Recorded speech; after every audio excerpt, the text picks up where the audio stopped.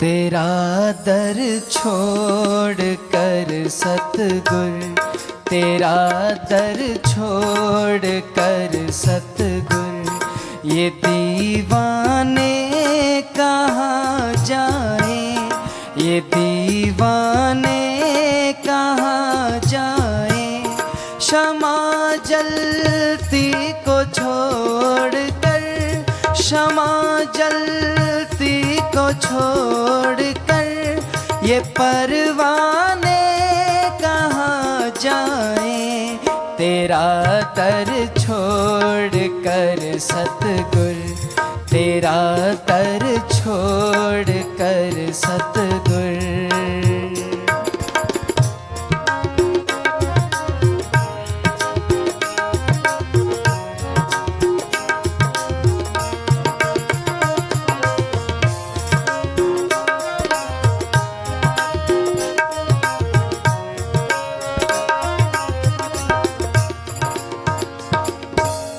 मिला यह दर है मुश्किल से, भटक कर सारी दुनिया में।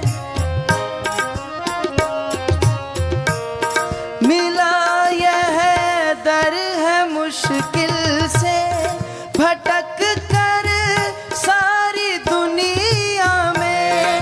हमारे ऊपर तो थोड़ी सी मुसीबत आ जाती है, हम संतों के अंदर कमियां निकालना शुरू कर देते हैं। एक बार गुरु मंत्र लेने से पहले सारी जांच पड़ताल कर लेनी चाहिए, बार बार आजमाना नहीं चाहिए। जैसे हमने बच्चों के रिश्ते करने होते हैं, सामने वाले के खानदान की कितनी जांच पड़ताल करते हैं। वो रिश्ता जुड़ना होता है 40, 50, 60 साल के लिए। संतों के साथ रिश्ता जन्मों जन्मों का जुड़ना होता है। अगर संत नकली मिल गया तो जीवन बर्बाद चला जाता है।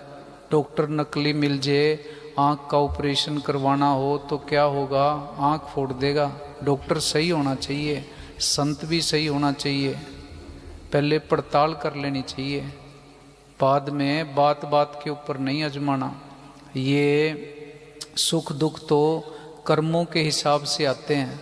सतगुर ना किसी के साथ ना इंसाफी करता है, ना किसी के साथ धोखा करता है, ना अन्याय करता है। किसी और के दुख दर्द तकलीफ हमें नहीं देता। हमारे खुद के किए कर्म ही हमारे आगे आते हैं। इन कर्मों को चाहे खुशी खुशी भुगत लो, चाहे रो रो के भुगत लो, अपने किए कर्म हैं, भुगतने तो पड़ेंगे। सिमरन करेंगे, कर्मों का बोझ हल्का होता रहता है। सतगुर 6वें हिस्से के कर्म कटवाता है, सूली से सूल बना देता है। पर इसके लिए हमें मेहनत करनी पड़ेगी। हम तो थोड़ा सा बुरा वक्त आ जाए डगमगा जाते हैं। गुरु अर्जन देव जी के टाइम में भाई मंज था, कई गांव का चौधरी था, जमींदार था बड़ा, कई हजार एकड़ जमीन थी, गांव के अंदर रुतबा था, सारे गांव के लोग सलाम करते थे। वो सखी सरवर की पूजा करता था, घर के अंदर मंदिर बना रखा था। एक दिन सखी सरवर के यहाँ यात्रा पे जा रहा था। आगे रास्ते में गुरु अर्जन देव जी का दरबार था, बाहर भीड़ लगी थी, अंदर चला गया, गुरु अर्जन देव जी के दर्शन किए, सत्संग सुना, शांत हो गया। इतना शांत हो गया भी जिस चीज़ की तलाश थी उसको भी वो मेरे को मिल गई। गुरु अर्जन देव जी के आगे जाके बेनती की कि जी मेरे को भी नामदान बख्शो, गुरु मंत्र बख्शो, मेरे को भी सत्संगी बनाओ, सिख बनाओ। गुरु अर्जन देव जी ने फरमाया कि भी घर के अंदर तो तेरे मंदिर है, तू तो सखी सरवर की पूजा करता है, तेरे को सिख कैसे बनाएं, सत्संगी कैसे बनाएं। वो कहने लगा जी आप हुक्म करो। गुरु अर्जन देव जी ने फरमाया भी उस सखी सरवर के मंदिर को गिरा के आ। गुरु अर्जन देव जी से इतना प्रेम हो गया अटूट प्रेम हो गया, अटूट विश्वास हो गया। घर जाके मंदिर तोड़ दिया। गांव के लोगों ने बड़ा समझाया, भी इस मंदिर को तू तोड़ रहा है, तेरा बुरा हो जाएगा, नुकसान हो जाएगा, गांव का नुकसान हो जाएगा, तू बर्बाद हो जाएगा। वो कहने लगा, जी मेरे को किसी भी बात की कोई परवाह नहीं है। मंदिर गिरा के गुरु अर्जन देव जी के पास चला गया। गुरु अर्जन देव जी ने उसको नामदान बख्श दिया और कह दिया, भी अपने घर रह के सिमरन करना है, डेरे में नहीं आना। जब हम बुलाएंगे तभी डेरे में आना है। घर जाके सिमरन करने लग गया। जैसे ही गांव में पहुंचा, 5-4 दिन के बाद उसके पशु मरने शुरू हो गए, खेती में नुकसान होना शुरू हो गया, कंगाल हो गया। गांव के लोगों ने उसको समझाया कि भी दोबारा मंदिर बना दे, तूने मंदिर तोड़ा है, उसकी तेरे को सज़ा मिल रही है। भाई मंज कहने लगा, भी मेरे को किसी भी बात की कोई परवाह नहीं है, भी मैंने तो अडिग रहना है, सिमरन करना है, बंदगी करनी है। गुरु अर्जन देव जी के ऊपर, मेरे गुरु के ऊपर मेरे को पूरा विश्वास है। आखिर करजाई हो गया। गांव के लोगों ने उसके दर्शन करने बंद कर दिए। आखिर में आके गांव के लोगों ने उसको गांव से बाहर निकाल दिया। बाहर एक झोंपड़ी के अंदर रहने लग गया। एक दिन गुरु अर्जन देव जी ने एक सत्संगी को भेजा, एक लेटर दे के, पत्र दे के, और साथ में उस सिख को ये कहा कि पहले उससे 50 रुपये लेने हैं, 50 रुपये लेके फिर उसको ये लेटर देना है। अब उसके पास 50 रुपये तो थे नहीं। उस सिख ने कहा कि भी पहले पैसे दो फिर मैं पत्र दूंगा।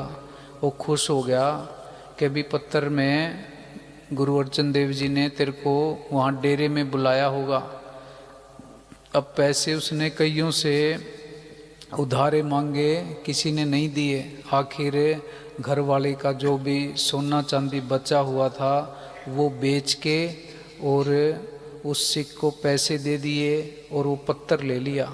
पत्र के अंदर क्या लिखा था, सिर्फ गुरु अर्जन देव जी ने हाल चाल पूछा था, भी तेरा हाल चाल क्या है। फिर भी उदास ना हुआ। घर के अंदर जो सोना चांदी था वो बेच दिया, मजदूरी करने लग गया लोगों के घरों में, और अपना जो मिलता उसी से रोटी पानी खा लेता था। कुछ दिन के बाद गुरु अर्जन देव जी ने एक पत्र दे के फिर सिख को भेजा।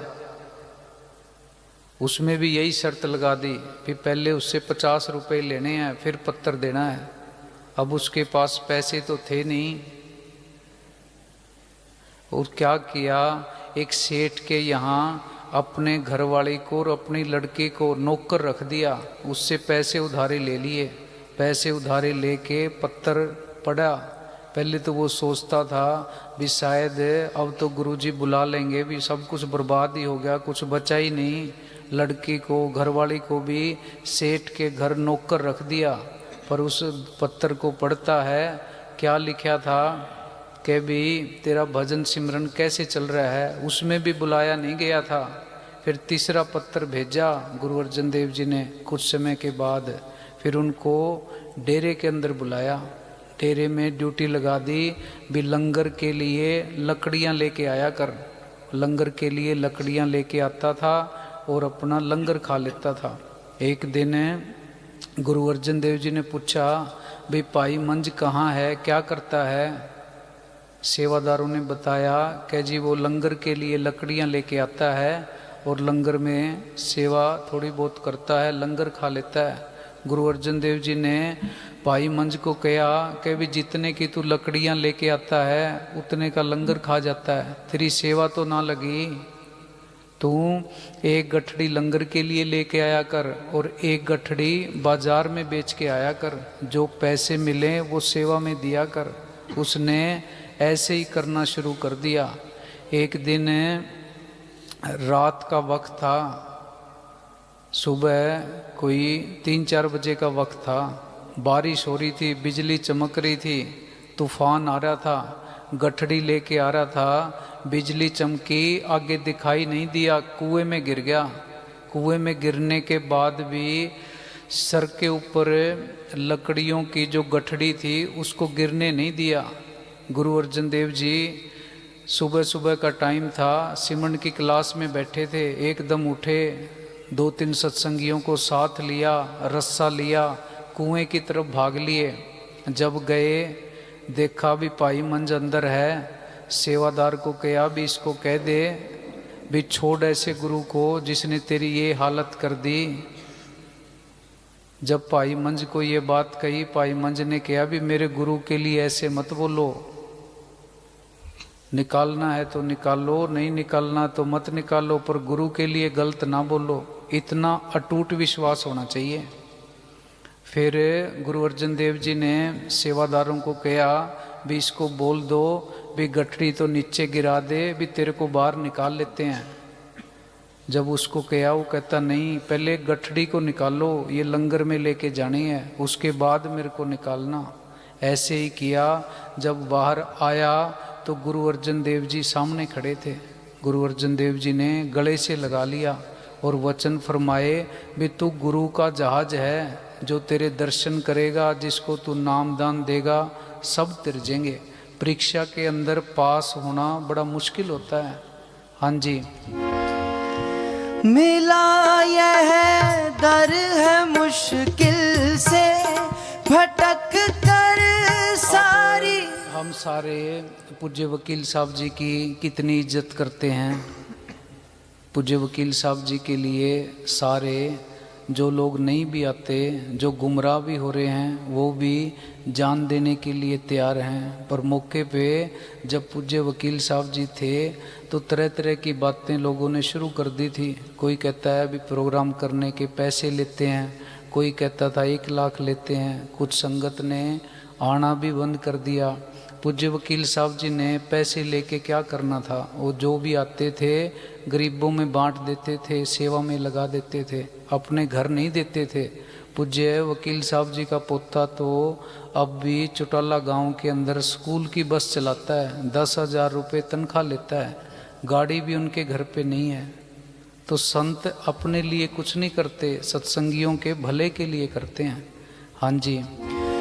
मिला यह दर है मुश्किल से, भटक कर सारी दुनिया में, भटक कर सारी दुनिया में। जब विश्वास सच्चा हो जाए, फिर जैसे पूज्य वकील साहब जी डेरे में रहते थे, पूज्य मैनेजर साहब जी सबसे ज़्यादा खिंचाई पूज्य वकील साहब जी की करके रखते थे। सबसे ज़्यादा खुंडियाँ पूज्य वकील साहब जी को पड़ती थी। उसके बावजूद भी दर को नहीं छोड़ा। क्यों नहीं छोड़ा? भी इस दर से ऊपर कोई जगह है ही नहीं, जाए कहाँ, दुनिया के अंदर कोई जगह ही नहीं है। हाँ जी। संतों की मार, संतों की डांट तो कर्मों वालों को मिलती है। हाँ जी।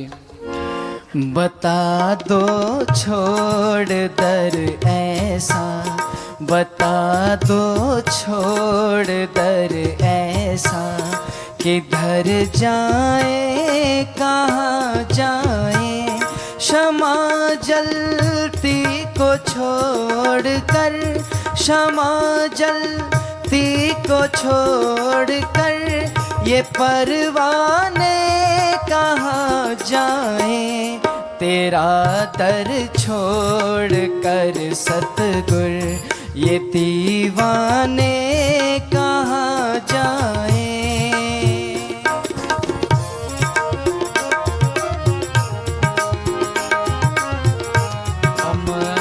संतों के बारे में विचार शुरू कर देते हैं, चर्चा शुरू कर देते हैं। बाहर की बात की जाए, कोई 5वीं का स्टूडेंट, 8वीं का स्टूडेंट, 10वीं का स्टूडेंट, +2 BA का स्टूडेंट, PhD के जो प्रोफेसर होते हैं, उनके ऊपर क्या टिप्पणी करेगा, उनके साथ क्या ज्ञान की बात करेगा।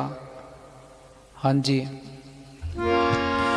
जो सुख शांति यहाँ मिलती नहीं मिलती ज़माने में। जिसको पकड़ना होता है उसको पकड़ लेते हैं। पूज्य मस्ताना जी के पास कोई अमीर आदमी मिलने के लिए आया। अंदर सेवादार ने पूज्य मस्ताना जी को बेनती की कि जी वो फलाना आदमी आया है। पूज्य मस्ताना जी लंगर खा रहे थे, कहने लगे भी उसके कर्म बड़े सख्त हैं, अपन उसको नहीं मिलते। सेवादार ने पूज्य मस्ताना जी को बार बार बेनती की, जबरदस्ती की कि जी एक बारी तो उसको मिल लो, बेचारा क्या सोचेगा। सेवादार नहीं माना। पूज्य मस्ताना जी ने उसको जोड़ना नहीं था। रोटी खा रहे थे, एक दो रोटी थी, एक रोटी हाथ में थी। जब वो मिलने के लिए अंदर आया, एक रोटी जूतियों के ऊपर रख ली। वो जो आदमी था अभाव ले गया, भी ये कौन सा संत है, इसको तो रोटी खाने की अकल नहीं है, रोटी जूतियों के ऊपर रख रखी है।